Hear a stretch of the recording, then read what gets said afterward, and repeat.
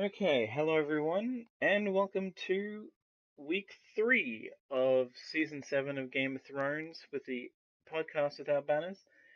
Now, we're doing things a bit differently this time, and that's kind of why this is a bit late. Well, I say a bit late, I mean this is going up on Friday or Saturday, my time. Um, but basically, well, I say I was quite stupid and didn't realize that we hadn't really settled on a time for this week, so we had to kind of scramble. I recorded with Bill first, and then before recording this, recorded with Maeve LaFay. So both of them will be here this week. I just had to edit Maeve's thoughts in where applicable. So yeah, bear with us, those that are actually listening. And, well, let's get on with it. Okay, with that sort of intro that I've done on myself out of the way, we move on to summary. Now, the episode starts on Dragonstone, where we have Jon Snow and Davos Seaworth arriving at Dragonstone and being taken to see Daenerys. There's a kind of a little bit of interaction between him and Tyrion, because it has been a while since they've seen him, and them meeting Missandei for the first time. From there, we have the scene where Daenerys and Jon basically bicker about Daenerys wanting him to bend the knee, and he just wants her as an ally to help against the White Walkers. And it ultimately, at least for that, doesn't really go anywhere because both sides won't budge. And then Jon and Davos are sent away as news is brought by Varys of the fate of the Sand Snakes and the Greyjoys from last episode. Later in that plot line, actually, in a bit before, we have Varys talking to Melisandre as Jon arrives, and they have a little conversation, and Melisandre reveals that she is leaving, although stating that she will be back at some point. Um, Later, Jon and Tyrion have another conversation where Tyrion explains all that Daenerys has been through and tries to convince him to give him something to work with so that he can bridge the gap between the two. And it ends up being Dragonglass. And he convinces Daenerys to let Jon mine the Dragonglass because, as far as they're concerned, if Jon is lying, then it's useless, and it's of no use to Dany anyway. And if it is useful, well, hey, at least that'll have given them something that they can use as a bridge to become allies in the future. There's also a tiny bit in the Narrow Sea where, after Varys brings up that the Greyjoys and uh, the Dornish have fallen or been captured, that we see Theon being rescued by one of the few remaining ships of Yara's fleet. He essentially, yeah, he tries to bullshit them into thinking that he tried to save her, but they don't believe him at all because they know that if he had tried to rescue her, he'd be dead. Or at least, if he had tried to rescue her and failed, he'd be dead. And then we go to King's Landing, where Euron brings Ilaria and Tyene Sand. I'm probably pronouncing that wrong, sorry. And Yara before Cersei, and specifically presents the Sands as gifts to Cersei, um, keeping in mind that Ilaria killed uh, Cersei's daughter a couple of seasons ago, and we essentially see that Cersei has taken, like, she puts him in a dungeon and goes to basically, rather than what you would expect because it's Game of Thrones and they just get their heads lopped off. Cersei's way of torturing Ilaria is using the same poison that Ilaria used on Marcella, on Ilaria's daughter, and making her watch as her daughter dies and rots away into nothing. So basically, they're going to keep her alive. They're not really going to do anything to her, and she's going to have to watch her daughter turn into dust. Then pretty much immediately after that, Cersei goes and fucks Jaime because I guess revenge gets her horny. And has basically, we see that Cersei also has just generally stopped giving a shit if people know, or at least if servants know, that Cersei and Jaime are fucking because, well, she's the queen, she can do what she wants. We also have one of the rulers of the Iron Bank show up to collect on the Lannisters' debts, and Cersei basically talks him out of a possible alliance with of generally of backing Daenerys and convincing him that if she is given a fortnight, she will have the debts paid off in full. We then have a bit at Winterfell where Sansa is showing that she's actually doing quite a decent job of running the place, sorting everything out. Littlefinger has a moment where he tries to both give her what sounds like legit advice, but also sounds like he's still trying to worm his way into her head. And then out of nowhere, Bran and Mira show up. And we have a bit in the Godswood where Sansa is basically told by Bran, or not so much all that's happened to him, but essentially explains that he cannot be the ruler of Winterfell because he is what he is now, is the three-eyed raven.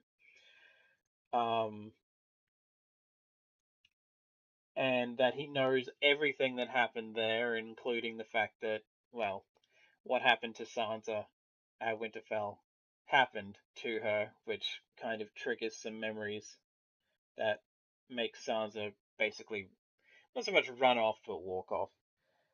And in Old Town, we have the Archmaester saying that Jorah has completely healed of his grayscale and sets him off, and then makes it quite obvious that he knows that Sam did it and makes him admit to it, and Sam does.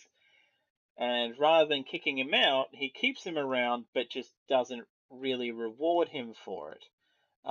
As he even says in the episode, the reward being that he's not kicked out immediately like he should have been.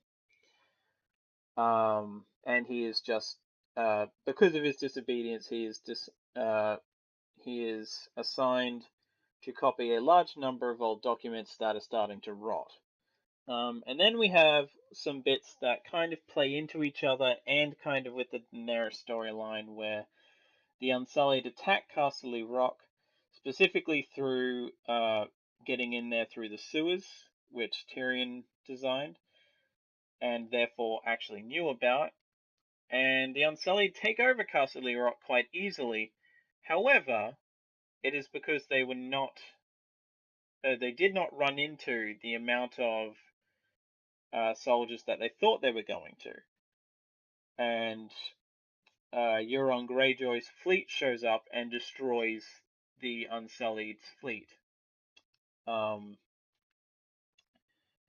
we see where the Lannister army has gone, because we then pan to Highgarden, where Jaime, Randall Tarley, and their armies have basically marched on Highgarden and take it fairly quickly.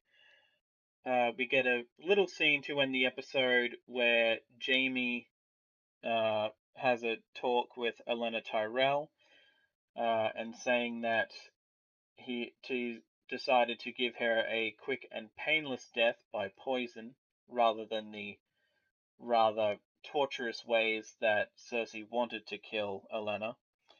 Though after downing the poisoned wine, Olenna admits finally that she had a hand and she was the architect of the death of Joffrey, and basically allows Jaime to live with the fact that she just got off easy for what she did, and tells Jaime to, asks Jaime to tell Cersei that Olenna was responsible, and Jaime runs off to leave Olenna to die. Okay, now that that's all done, we can get to thoughts, and because of the way we're recording this time, we will start with Bill first, with our thoughts on Dragonstone, I should say. I like that whole plot Dragonstone. thread. Okay. Which I think is kind of the main one, kind of weaving the episode together, I would say. Yeah. What to mention in here? There was some concern, and I was definitely one of them, that the episode would just be a long build-up, and that the last scene would be Jon walking into Daenerys' throne room. Yeah. That did not happen, thankfully. It kind of skips his voyage because I guess there are no pirates or enemy sailors or anything in between the north and the south of the continent. So yeah, Jon arrives at Dragonstone at the beginning of the episode. He has some good quips with Tyrion. Nothing really to talk about there. Definitely amusing, the scene where Missandei, who's used to giving these kind of pampering, and I'm blanking on the exact term that I want to use, but basically being forced to suck up to the slave masters, gives this long, blown out speech of Daenerys, who already loves her titles, gives all of them as loudly as possible. Whereas Davos, who, is, he was a smuggler from the ghetto, with his king, who was a bastard that doesn't like to talk, gives the introduction, this is Jon Snow. Oh yeah, he's king of the North. This definitely surprised me, though. Jon showed a lot more of a spine than I had any expectation of. And I think it was partially because I guess he forgot why he was there and never asked for it in the first place because he was too busy about talking about what Daenerys wanted.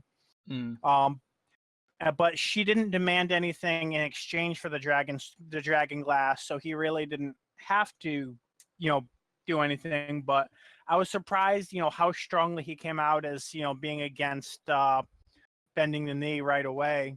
Which, the people who made him king definitely would appreciate that. I just did not expect him to be that way because, as he mentioned in the past, he really doesn't want to be king. He really doesn't give a shit about any of this. He's basically just a glorified Night's Watchman. Yeah. Other than that, I don't think I have any major thoughts on Dragonstone unless I've forgotten them. I must admit, I was almost kind of disappointed that Melisandre is leaving so quickly, because a point that I had last week was that I was like, oh great, we'll get to see Varys and her kind of bitch at each other a bit. Like she'd be the new Littlefinger for Varys. Yeah. The person to snipe against all season. Yeah, but unfortunately he kind of only gets as much as he can out before she says that she's leaving anyway. And kind of foreshadows the fact that she will probably die either later this season or possibly next season. Or just in general. They also she also, after saying that she will die in Westeros, she's fated to die in Westeros, that Varys will as well, and Varys actually looks a bit kind of thrown off by that as well. Almost as if he's like, oh shit, does she know when I'm going to die or something? Right. Which, the funny thing is, you could take that as foreshadowing that he might die, but honestly, at this point, it wouldn't surprise me if he does. But she didn't say how, so it could just be as simple as old age. So, but then again, this Valor is Morghulis. yeah, this is Game of Thrones. No one really dies of old age. Even the old people don't die of old age. True. I'm trying to remember the closest anyone came to dying of old age was probably poison. Yeah, probably, yeah. Hell, even the two oldest people. Well, actually, yeah, pretty Yeah, I much. can't remember how Maester Lewin died. He got stabbed and then left to bleed out, I think. Ah, Yeah. When he was one of those who was just killed because why the hell not? yeah, it was when the Iron Islanders took over Winterfell. They just at one point just kind of jab him with a spear or something and just kind of leave him there to die. As they're leaving to surrender Theon, from what I can tell. Yeah, I don't really have much else to talk about as well. I guess it was nice, yeah, like as you were saying, it was nice that Jon actually stood up to it. But yeah, I was actually kind of surprised because it did seem like he would just be like, yeah, sure, you can have the North. I don't give a shit. Right. So it's like do whatever you want. Just give me the dragon glass. Yeah. And all I can really think of was that him being aware enough that if he did do that, then all the people in the North would never go along with it. Yeah, his sister would make sure he had an unfortunate accident, I think, or his adopted sister, I should say. Speaking of which, one thing I forgot to mention, we were talking about Varys. I don't think he's, well, except for showing up at the very end to kind of end the meeting, he's not really there for any of the conversations between Daenerys and Jon. No, he's so I'm not, really yeah. hoping that he has a bombshell to drop soon. Whenever he finally has a one-on-one with Jon, if that ever happens. My thoughts on Dragonstone are that it was nice to see, Daenerys and Jon. Yeah, they have already met, but it's nice to see them interacting more. Because I, was looking forward to that, and they're both so strong morally that it's kind of like when you have two alphas in a group. So that was funny. I know Bill also mentioned this, but I really did like the contrast between Missandei? Yeah. Missandei and Davos's introductions. So, but I don't know what's going to go on with the North, because Dany really doesn't want to let the North go. I mean, yeah, she and Jon are kind of at a sort of we'll talk about it later agreement. Because she's going to let him harvest the Dragonstone. Dragon Glass. Yeah. They're at Dragonstone.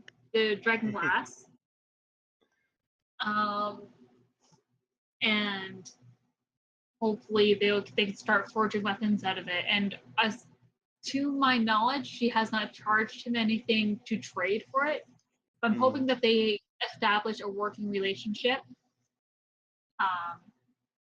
Because it would probably be good for Dany to start to believe that all this shit is happening. I was a little disappointed that Melisandre did not. She knows this shit. She brought him back from the dead, and she didn't explain any of this to Daenerys, even though that's the horse she's backing. Yeah. Her whole thing was to bring fire and ice together, and then she didn't actually do anything to ease the transition. Which she just kind of got on a boat back to Ashai, and that was it.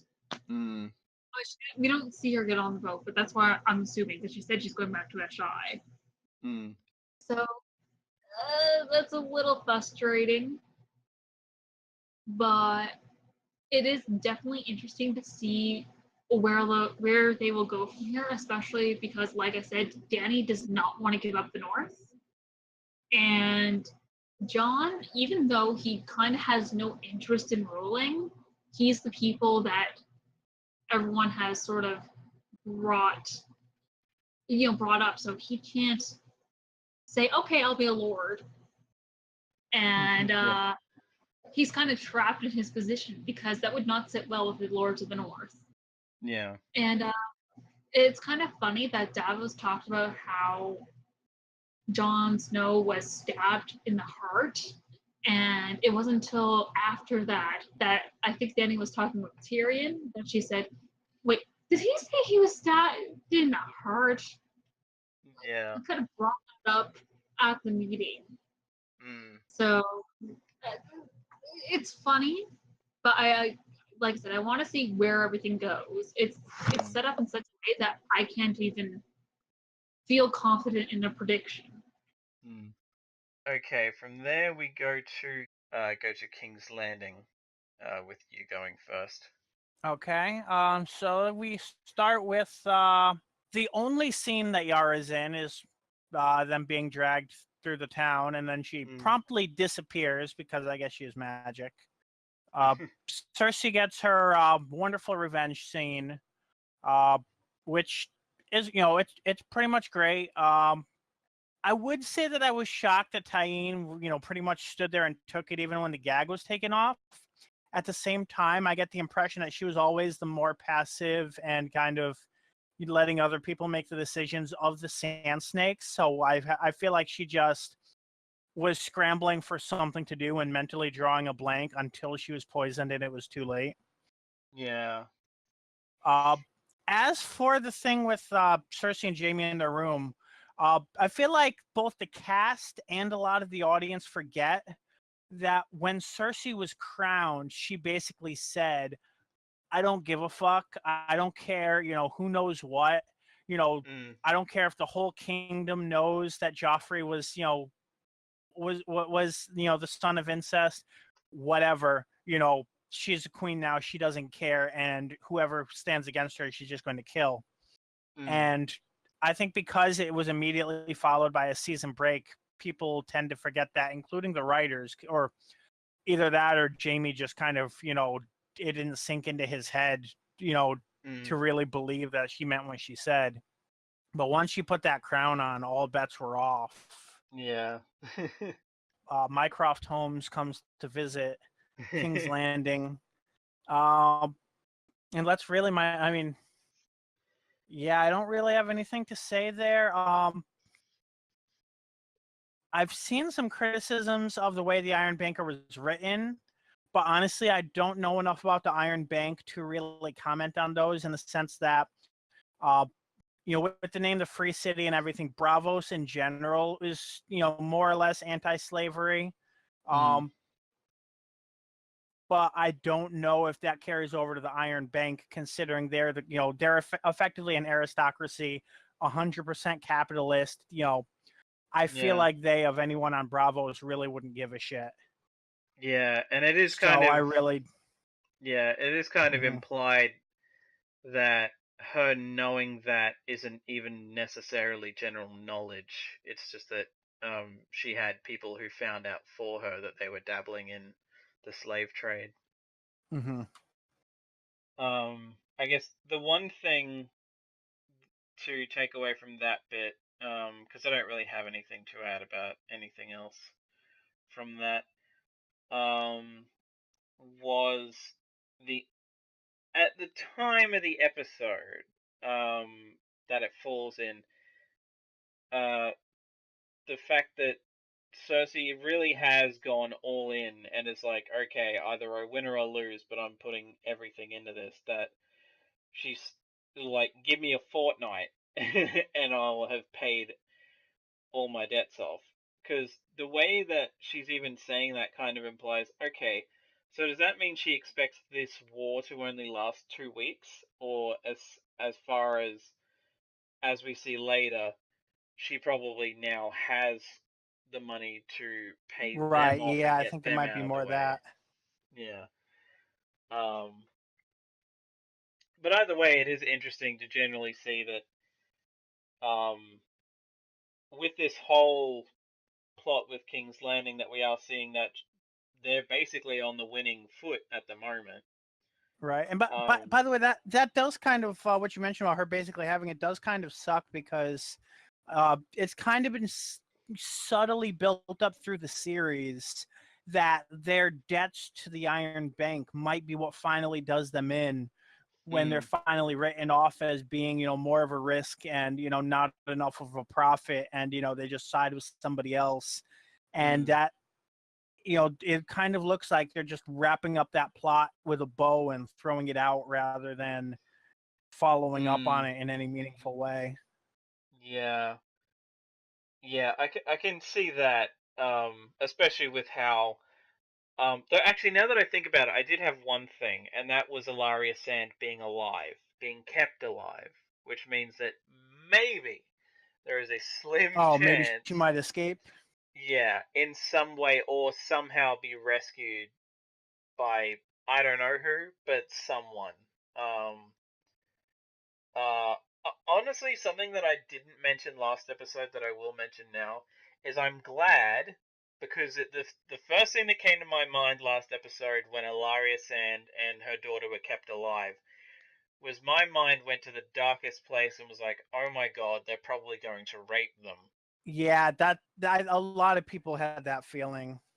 But there's no mention. But there's no mention of it in this episode. I mean, you could Right. probably allude. They've like the only kind of sex stuff mentioned with Euron at all is the fact that being cheered by the crowd makes him hard, and then the bit with Jamie where he's asking for sex tips with Cersei.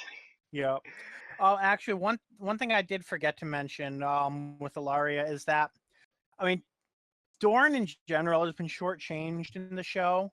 And I kind of feel both between this and the next week trailer that they're kind of going to be like, okay, all of Dorne's leaders are gone, and we're just going to forget about the South now.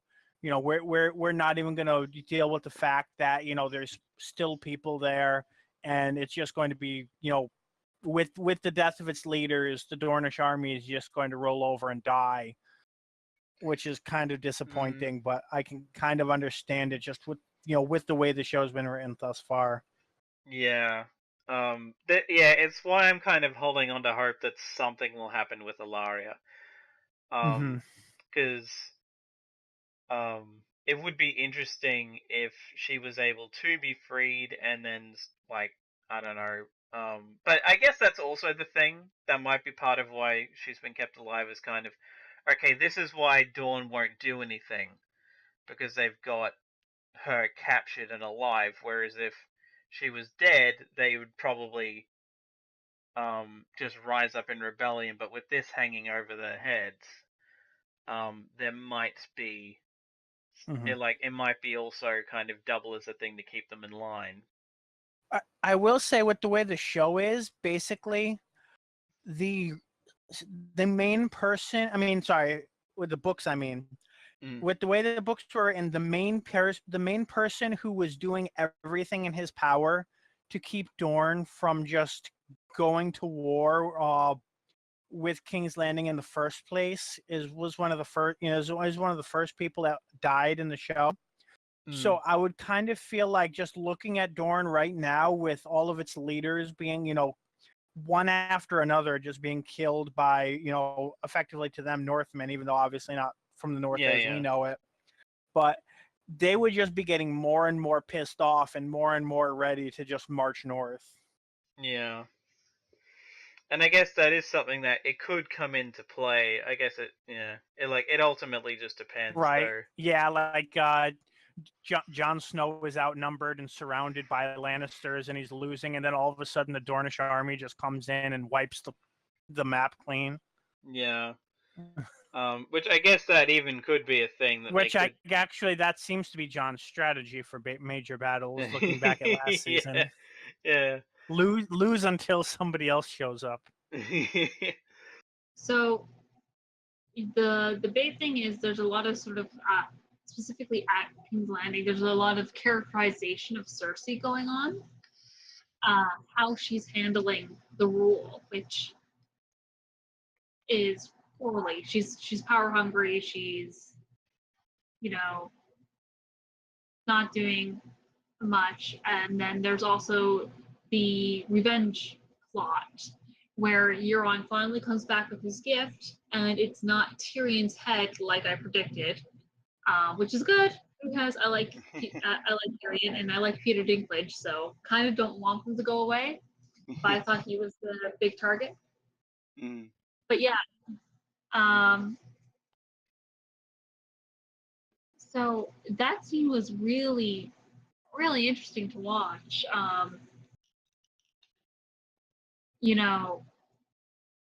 Because Dorne kind of got Dorne's a much bigger influence in the books than it is the show, and it kind of got just shafted after the Prince of Dorne died.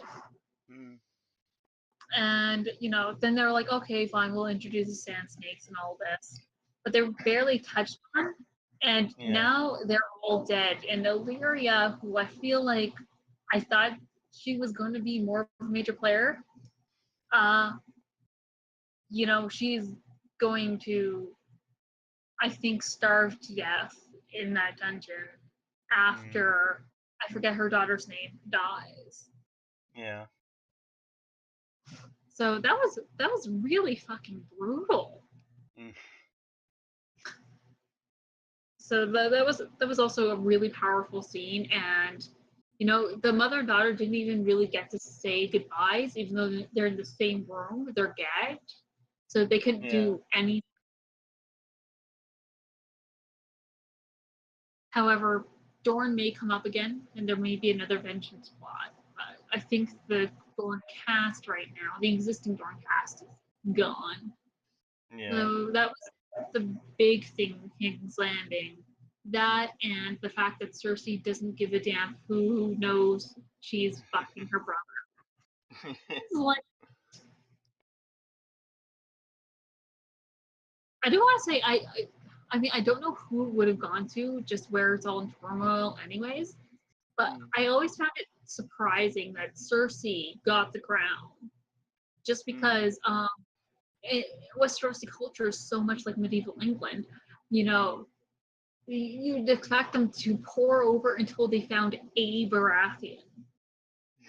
just any Baratheon at this point. You're like a third cousin twice removed. That's good enough. Here's a crown. Rule well.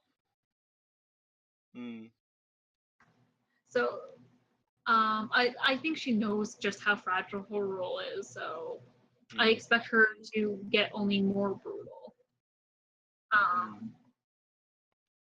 So there are some thoughts, but the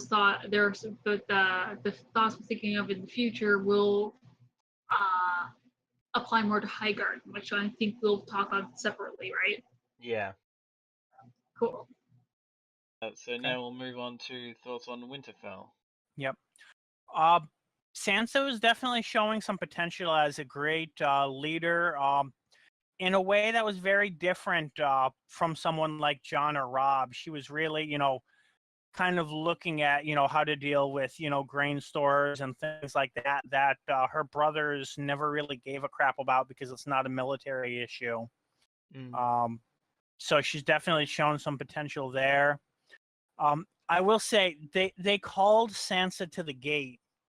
And I'm sitting there like, oh yes, Arya's been traveling, since last episode. She's going to show up, and then Bran showed up, and I'm like, I don't give a crap. Like, I have no emotional investment in Bran. He, he isn't a motivated or interesting enough character for me to care where he is or what he's doing. And he doesn't seem to be interested in taking a more active role than, just being driven around and looking at things and occasionally, destroying someone's mind by accident. Although he was definitely, kind of we definitely took being weird in this episode to a higher level. You know, he didn't quite say this, but he was effectively like, "Oh, it was so beautiful when you were being raped by Ramsay." Yeah. And I can definitely see why Sansa chose that moment to end the conversation. Yeah. I will say, in terms of setting and things, that was a great scene in the sense that, you know, they're right next to the heart tree. Every time Bran is speaking, you see the face on the heart tree right next to him. Yeah. And that was great. Yeah, like as far as I can as far as I can remember, it was a case of yeah, he was like, it was a shame what happened to you that night because you looked so beautiful and it was such a beautiful day or night or whatever. And yeah, that's what brought the thoughts back. And yeah, like like with Theon last episode, she has her own little bit of PTSD moment and runs Yeah. off, which the interesting thing will be, and the thing that I'm surprised that we didn't see was a reaction of Littlefinger to the fact that Bran was back. True. I mean, I guess we also have it explained away in the conversation that Bran doesn't want any power, which is kind of funny because the only two the only two technically Stark men involved that either were or are at Winterfell that are left, neither of them really want power. Or if considering, if you're looking at it, the third adopted sibling that was with them, he definitely doesn't seem to be interested in power anymore either, which would be Theon. Yeah. He's kind of a different case, but kind of the same. To the point that it would actually be kind of interesting if once Arya shows up, that it was kind of just divided between Arya and Sansa. Right. Which I guess technically could happen. But yeah, I must admit I did have the exact same thoughts as you, where I hear her getting called to the gate, and I'm like, oh shit, it's gonna be Arya, and then it's Bran. I must admit I wasn't as disappointed, just because it was kind of a shock to see Bran so soon. Like, you figured they were gonna have a let's send Bran on his way kind of bit from the wall, Right. and then he'd show up. Yeah, So, the pace has definitely ramped up this season. I mean, it took Jon, you know, only in between episodes to make it all the way to Dragonstone. So it kind of makes sense that it doesn't take them that long to send, you know, a horse or whatever to Winterfell from the wall. of course, this is the funny thing that this also shows is just how long the show has been going, that the guy playing Bran is basically a full-grown man at this point. And it's honestly why I wish there were clearer definitions of passage of time, where they just kind of bullshitted years passing, so you could kind of argue, okay, he's at least not necessarily the age the actor actually is, but they could say that this has been happening over so many years, that it's been long enough that he would have at least hit puberty and shot up. So they could get around that. I mean, hell, even I'm pretty sure Maisie Williams, she hasn't grown like in insane amounts, but she's obviously taller. Right. So you would think that they would have at least stretched it. Just said that the events took place over several years, rather than that, because I'm pretty sure in season. Okay. Yeah, I'm pretty sure in season 1 they have Sansa like being asked if she's basically started getting a period yet. Right. You know, whereas yeah, that was a major event in either. I think it was like season 2 where she gets her period and realizes, you know, oh, now Joffrey can rape her at any time. Yeah. Yeah. Aside from that, Yeah, all I can really think of aside from that is the bit with Littlefinger where it's I'm kind of torn on it because it almost seems like he's just generally giving her good advice, but it's like it's one of those bits where it's Littlefinger, so you can't tell if he is just genuinely giving her good advice, Mm-hmm. or if it is I'm trying to get in your head still. And I think every time he speaks with Sansa, it's both, because I think he's really gearing her up. I think he really wants her to be his queen. I mean, he still has that idea that if they get married, the man will always have the power, and no matter what, basically he feels that whatever she accomplishes, if he's able to succeed and conquer her, for lack of a better term, that whatever she accomplishes with her own wiles will be effectively something that he gains. So he wants her to be 90% his equal, just enough not to outsmart him, but enough to be on a Cersei level, to the point where he can eventually be in the Iron Throne and just reap the rewards of all of her scheming as well as his own, without him really being smart enough to realize that she could easily surpass him. Yeah. But yeah, I think that's all I've got for now. Okay. And just one kind of, yeah, you mentioned the time and such, and it's very difficult to tell how long things are going. And it's partially just like as they mentioned in some interviews with last season's finale, like they're definitely not even trying to show things in order. They're showing things in order from a narrative perspective, but things could be something that happens halfway through the episode could be 6 months from something that happens in the same subplot 10 minutes later in the episode, whereas they might both be set before something that happened at the beginning of the episode. It's just whatever fits the pacing of the episode better. Yeah. Winterfell's the one that I remember, like, was the one that was most striking for me. So John's left, Sansa's taking over, and I liked to see her taking the charge. Partially because she's been through a lot of shit, so I kind of just want something to go right for her. Oh my god, it's even worse in the books. The entire time, you're in this girl's head after a certain point. Like, you start off hating her, but the entire time you're in this girl's head, you just want to give her a big old hug. She's been through a lot.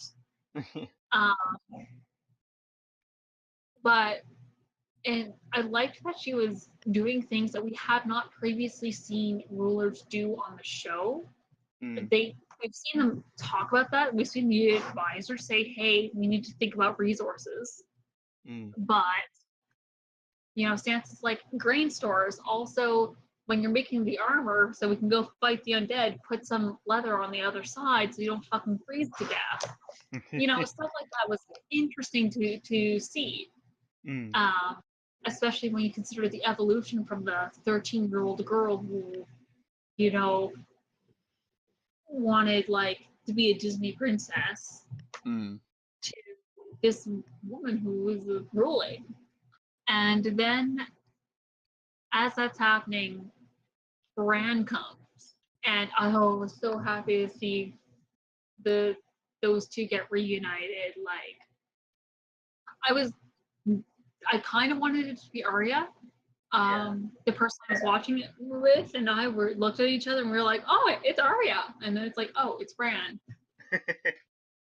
But unlike Bill, I actually do have a soft spot for Bran. I liked him from book 1 and I liked him from series 1. He's really interesting. I do like that his sort of transformation from a wily child to broken and completely hopeless to this sort of almost mystical, wizardy, druid type character.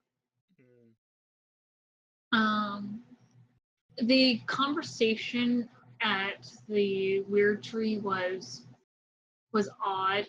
I don't know what the hell they're going to do, because Bran is the only legitimate son, so he should be with Lord of Winterfell. But he has no interest in it. And Jon's already been named king, so they may just waive that. But Yeah. the Northerners are kind of sticklers for rules, so it's going to be interesting. Yeah. And Jon would probably want to surrender it to Bran because right now he thinks Bran is dead. And Jon is a lot like Ned in the sense that I have to do the honorable thing. So I don't know what's going to happen, but it'll be really interesting to see. And I expect next episode Arya may show up, so we could have those three siblings reunite. And of course, there was that thing Bill mentioned about the conversation getting weird when he mentioned her wedding night, which I was like, dude, the worst night of her life. Yeah. I mean, he was talking about the ceremony and then said it was a shame shit happened afterwards. But it's like, you know, she doesn't want to remember the ceremony either. Yeah. Yeah, she probably just wants to forget all of that. And I think they're playing the sort of avoidance of that really well. So, all in all, I was impressed with Winterfell. I should mention Littlefinger, I guess. He didn't really do too much. He offered Sansa some solid advice, which she took after careful consideration. But I think he's catching on that she's not going to let him play her, and I think he's catching on that she's not going to surrender. That she's not going to urge Jon to surrender his power. And even if she did, then it would be Bran in charge. Yeah. At least by Rosie laws, I don't think Littlefinger can marry Bran. Pretty sure there's some issues there.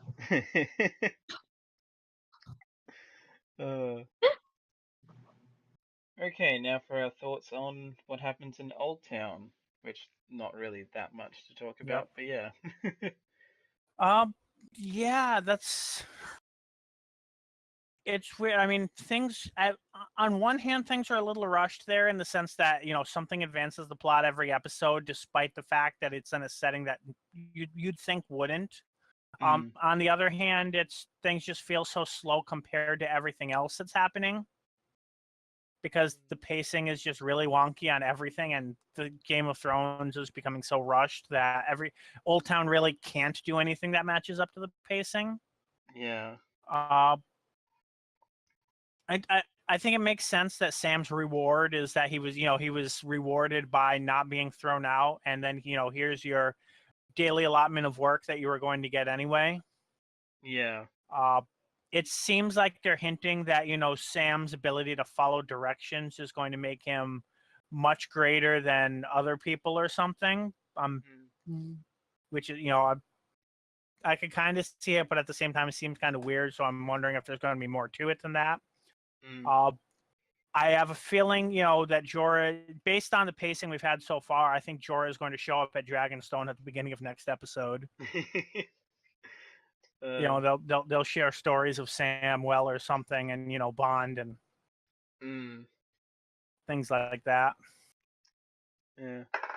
I actually, that is something that I think would happen, is that Jorah will mention Sam by name, and Jon will latch onto that, and it'll be like, oh, so an ally of yours helped me, and that'll. Although the question is whether that happens before or after they talk about the old bear, and whether or not, like, Jorah was kind of neutral toward everything Sam said about his father, but now that he is no longer a patient and he's faced with someone he could see as a rival, someone who, you know, who could get Daenerys' attention, someone who is a warrior, someone who's kind of on his own level, he might have a lot more to say, you know, most likely negative about his family and his father.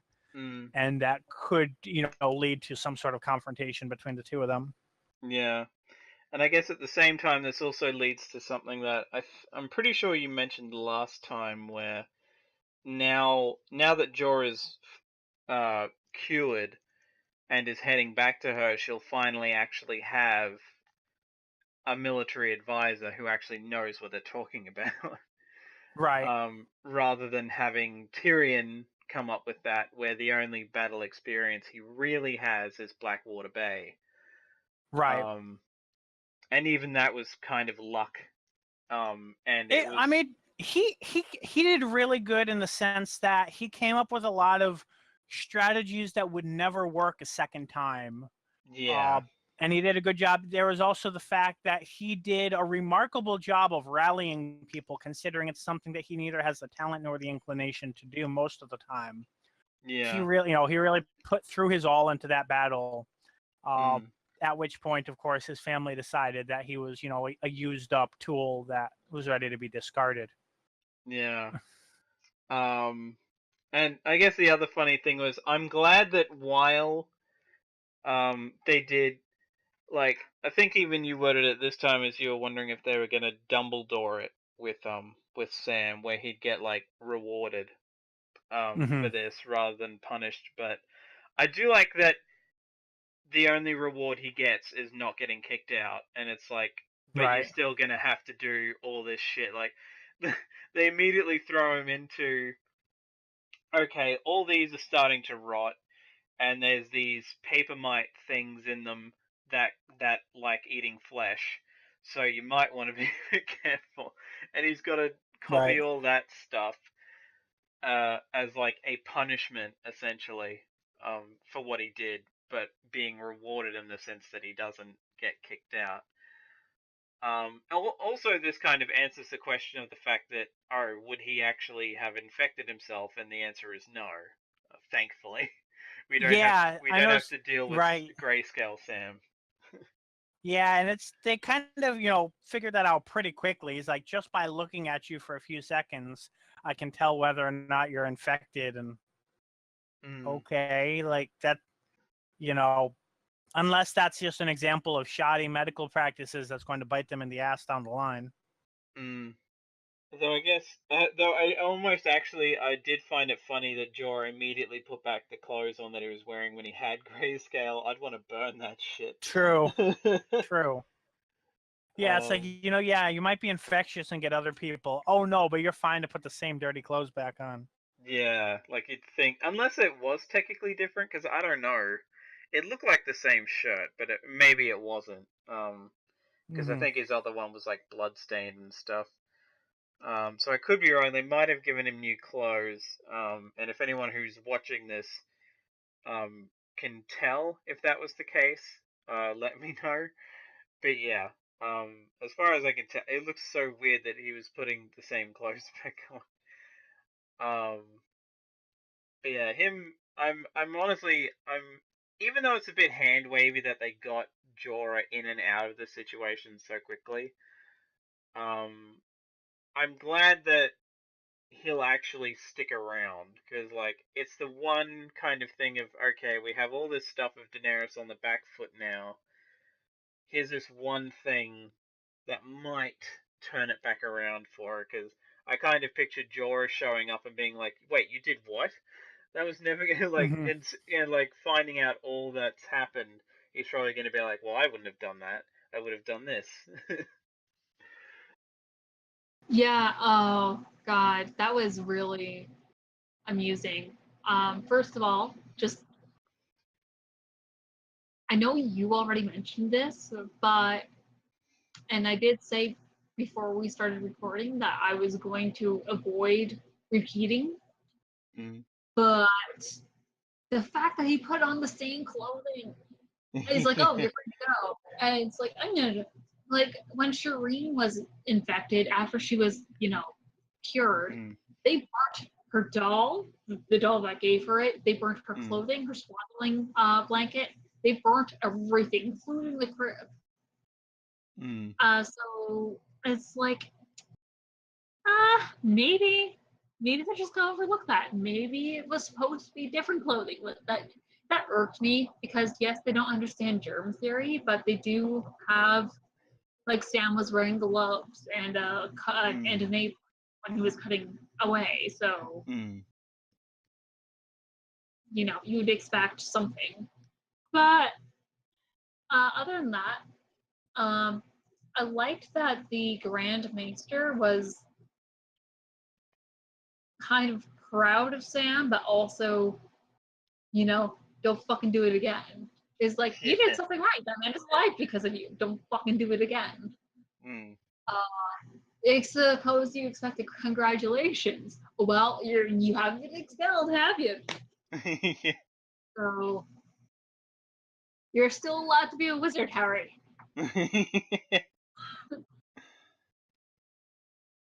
So that's that was good.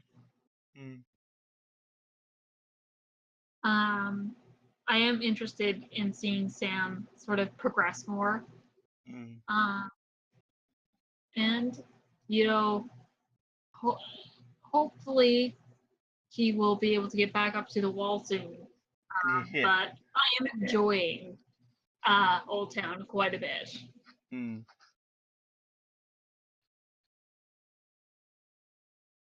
It should also be nice to point out that Old Town this episode managed to not turn me off of the food, because 4 episodes in a row they had cuts. One was a bedpan to a soup bowl, and the soup looked pretty poopy. Yeah. And then it was the grayscale to the cheese bowl. And I'm like, nope. Like I said, I'm not eating food while I'm watching that show anymore. Yeah. Now we move on to both. We're just going to cover these both at once because they basically fall into the same thing because they run into each other. So, the tiny bit with the battles at the end. Yeah, the bit with Casterly Rock and Highgarden. So one thing that stands out in terms of at least looking ahead is that we have our first glimpse of Bronn this season, and it's right after Tyrion quotes him, which does make me sit there and wonder, who is Bronn going to be more loyal to? The person who was paying him in the first place, or the person who, the people who are paying him, or the person who started paying him in the first place, and whether or not he's going to follow anything other than the money. Yeah. It would be especially interesting. I'm imagining now Bronn, Jorah, and Jon having an argument over the small council table in Dragonstone. That would be glorious. Another thing is a lot of people are speculating because I think Bronn had a short fling with Tyene. I don't think it really amounted to much of anything. But if you add that to the fact that Jaime might be having his own doubts about Cersei, that definitely might be a motive for him to get involved in some way. Of course, the major important thing of this scene is the death of Lady Olenna, which great. She is as theatrical as ever. She finally, after all this time, reveals that she was the one responsible for what Cersei, even as recently as this season, was claiming that Tyrion was responsible for. Yeah. So I'm wondering if anyone's ever going to tell her, and if it's going to change her mind about anything. I don't think it will, other than just to make her, get pissed off for a bit. Yeah, I would assume the idea will be like she will still assume that Sansa and Tyrion still had something to do with it. Though of course, what would have actually been interesting is that she never brought up Littlefinger's involvement, because Littlefinger was aware of what was going on, but the people that it's been blamed on, because that had no involvement. It's like they kind of forgot about Littlefinger. But I guess ultimately she was the architect of it, so her taking full responsibility makes sense. I am glad that Lady Olenna got to go out the way she did, because it's like you don't see her, you know, grasping for breath and just kind of. Well, you don't even actually really see her die, or if she does, it's like Right. in that last little shot, and you don't and- really see her move at all. And actually, one thing that struck me about how she goes out, I can't remember if this quote exactly is in the show or not. I feel like it was enough of a major point at the time that it probably was. This was in one of the Joffrey seasons, but they were talking about how, actually, it was probably when Joffrey died. They were talking about how poison is the weapon of women and eunuchs. And of course, we see, Lady Olenna, Cersei, and whatever use it with impunity. And Ilaria. But here we have Jaime convinced Cersei to let him kill someone with poison. And of course, what he's lost is, his hand, not any other appendages. But it has been kind of going on this out where, he feels like he's less of himself. He's less of a man since he lost his hand. So I'm wondering if they're going to, if that's an intentional thing or if they just kind of forgot about the fact that poison was looked down on. Well, I think the idea, even from what I'm reading in the wiki summary, it says that he grants her the mercy of suicide over the other things. So I think that might have been the right. thing. But I mean that would have been seen as Jaime doing something dishonorable. At the very least in season 2, it would have been. It would have been expected that he would take up his sword and slice off her head. And of course, as we've seen him in fights since he lost his hand, there's a very good chance he would botch that up. Yeah. But yeah, I'm generally. Oh, I guess the other thing to mention is that this shows that Randall Tarley did actually decide to side against House Tyrell. When the last time we saw him, he was arguing with Jaime over whether he would or not. But I guess this is basically just the ultimate thing of yes, he did decide to side with the crown rather than against them and side with Daenerys. Yeah, it's sad that Olenna is gone, but at the same time, I'm just glad that she got written out the way she did, rather than suffering a fate that a lot of other characters have. She at least got to, and I actually find it interesting how they had her just down that poisoned wine so quickly. She's like, okay, I'm gonna die anyway, and it's not gonna hurt, so I'll just get it over with. Right. She's like resigned to her fate.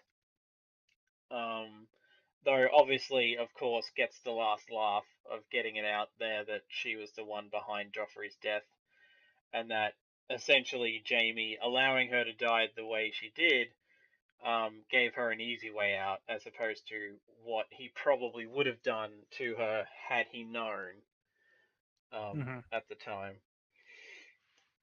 Yeah, Jaime's just not having a good go of it lately. Everybody's taunting him and, talking shit to his face. Not having a good time. And actually, one little nod we had before I wrap it up, we did also get the fact that Jaime took the Lannister army away from Casterly Rock, and to take Highgarden instead. The idea being that Casterly Rock was no longer a strategic value, like it was no longer of strategic value, and that he took his army elsewhere. And I'm just picturing Tywin rolling in his grave as they said that. And I kind of see that as more indication that Cersei is just like, fuck everything outside of the city. As long as the Red Keep is mine, I'm winning. Yeah, I think it's also partly they don't bring it up too much, but there is a line where Jaime says that he doesn't give a shit about Casterly Rock anyway, because of all the bad Well, memories of he childhood. mentioned. It sounded more like he was saying the opposite. Basically, that he was saying that it was of no strategic value, and that its value to him personally didn't matter. Yeah. Well, like, it was, yeah, I think it was a bit of both, but I don't think he had too much love for Casterly Rock anyway. I mean, when Tywin is telling him that he was to become Lord of Casterly Rock, he was like, no, fuck you, I'm a soldier. So, at that same time, and I guess that's a funny thing, he's all like, well, we've done this, they've got it for now, but we've taken all the food and stuff, so they're not going to be able to stay there long. And then they're going to have to. I guess what I'm interested to see is what happens when the Unsullied march back. Like, are they going to try and ambush them, or like, and wipe them out, or are they just going to let them get back to Dragonstone? It also depends on how they get there. It would be really interesting if they sacked Lannisport on the way down. Like, like if they just followed along the coast, but I doubt that's going to happen. Yeah. It'd be a case of, if they go by water at all, they basically are stuck on the mainland now, because Euron's fleet, if they try to get back to there, will probably just intercept them. Right. Yeah, I don't think I have anything else to say about any of that. Though I do hope this is probably going to lead to Grey Worm possibly dying. And that's, it might. Yeah, like it wouldn't surprise me at this point. I mean, they are working on killing off most of last season's secondary and tertiary cast at this point. We have all of the Sand Snakes, including Ilaria, who's not technically one of them. We have who knows if Yara is going to make it out. We have Lady Olenna. I feel like somebody else worth mentioning died, but I can't remember who. This season. So yeah, we'll definitely see. I would not be shocked at all if Grey Worm dies. Especially considering the last time we saw, like, him and Missandei had a moment last episode as kind of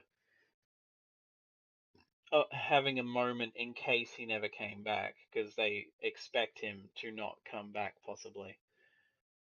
I really liked the sort of action movie cuts with Tyrion explaining how they're going to infiltrate Casterly Rock, and them infiltrating Casterly Rock, and that was cool. That was just some really nicely done camera work, and I liked the choreography of the defenders. Like, it was good. I felt immersed in that whole thing. And I didn't know who was gonna live and who was gonna die. Like, I was actually afraid for Grey Worm, which was good until he was on that ship and he got in and they killed all of them. And I also liked the transition from, oh my god, where the fuck is everyone, to they're at Highgarden. So it was really, really good to see. And there was a line mentioned, I think it was actually mentioned in the Highgarden scene, where they talk about the gold mines drying up, which clearly Tyrion didn't know, otherwise he would have sent them somewhere else. Not to Casterly Rock, but it's like, so the entire series, I'm thinking, oh, this place is a gold mine. It's really, really important. Everyone talks about how important it is. It's so important. And then they're like, let them infiltrate. Whatever. And I really, really fucking liked the last line Tyrion said. I think it was, give me 20 men and I'll and a good strategy, and I'll impregnate the witch. That was some good writing. Like Yeah. that line of dialogue, it almost made me feel like George R. I think he's not like he's still close with the show, but I don't think he's like specifically writing dialogue or specifically Yeah. writing the show. Mm. But it was good that they were able to capture that. Yeah. And of course, Peter Dinklage delivered it well because he's a fucking god of acting. It's good. I have nothing bad to say about that scene. And then Highgarden. The transition to Highgarden was, again, very effective. I really enjoyed that. Seeing all the Lannister forces going up. And you go from this sort of huge high-stakes battlefield or siege, I should say, to Jaime just sitting and talking with Olenna, which I also liked. And I liked that Olenna was, she was still witty and she was still very much the Queen of Thorns. But she sort of accepted, okay, I'm going to die now. And when Jaime poisoned her, at first I thought, oh my god, Cersei found out that it was her that poisoned Joffrey. Oh, and she's mentioning Joffrey's death. Oh my god. Cersei probably gave her the purple drink. I forget what it's called. So it is now the purple drink. But yeah, no. So I expected this funny, old lady that we got attached to die that horrible way. But it seemed like poison was more of a mercy than anything. Yeah. Like, I started thinking, yeah, Cersei said she had to die, but I think it was Jaime's choice to poison her. Yeah. He was saying that she had all these plans for her, and I think Jaime just wanted to let her die peacefully with dignity instead of dragging her through King's Landing, in which we know Cersei would do because she dragged Yara and the Dornish ladies through the streets. So it was really good, and I like that she kind of. By the way, tell her it was me. Yeah. It's like I'm gonna. She died with a mic drop. Yeah. So it was a very powerful scene. And I also like that we're kind of recognizing that because Jaime says she had 1,000,001 cruel things she planned for you, or something akin to that. But I convinced her of this. So we know that we already knew that Jaime was suspicious, but now he's like asserting himself with Cersei. So I don't think he's gonna tolerate her being as brutal as she is being. And it's gonna be interesting. I kind of expect him to side with Jon and Daenerys. I had a theory once upon a time that it wasn't going to be Jon or Daenerys or any. I thought Jaime would actually be not Lightbringer's sword. But I thought he would actually be part of the prophecy because, they talk about there were a few things. One of the details was to temper the sword, he tried a river, the blade shattered. He tried a lion, it shattered again. And then to temper the blade for the third time, he tried it in his lover's breast. And, I think it's going to end with Jaime killing Cersei. So I thought that that's what that sort of prophecy would come to pass. And Jaime would be the one to kill her. But I I don't necessarily think that anymore. I think it's pretty clear that either John or Dany is the prince that was promised, but at the same time they're good with mind fucks. Yeah. So they're like even Melisandre, the people who some of the information and know the prophecies will still get it wrong. Like she thought that Stannis was the prince that was promised. Yeah. So it's going to be interesting to see where it goes from here. But right now, my brain, through every episode, now I'm just thinking about that prophecy Mm. and seeing how that comes to pass. So, yeah. Overall, I thought it was a really fucking good episode. I was impressed. Everything was top notch. I think it was their best episode this season. Mm.